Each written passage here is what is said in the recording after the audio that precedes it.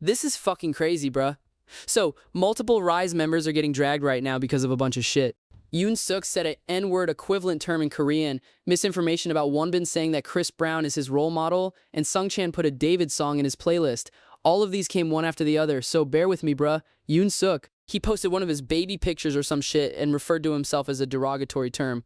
According to Twitter, because I don't know what the fuck this shit means, it's equivalent to calling someone the N-word, but in Korean. And if that's true, fuck this guy. Like, you're in a mainstream K-pop group with an active fan base. What made him think he can just publicly say some shit like that without any pushback?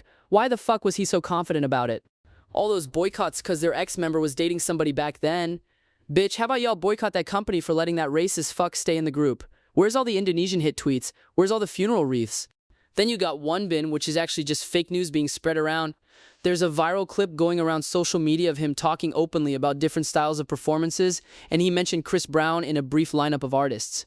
Someone snipped that clip of him saying that and rewrote it as if he's saying that Chris Brown is his role model. And since this entire controversy is going crazy internationally, therefore 90% of the discussion is by people who don't know Korean, it's being mistranslated by a bunch of people for absolutely no reason other than hate engagement.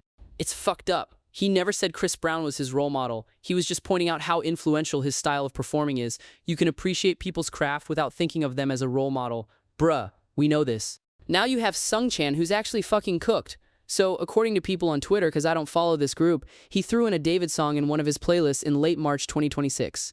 It was well after David was exposed for being in a quote-unquote relationship with a minor, in addition to her being found in the trunk of his car. People are looking at it as being extremely problematic given that whole situation and how it's hard to play the separate the artist from the person type argumentation.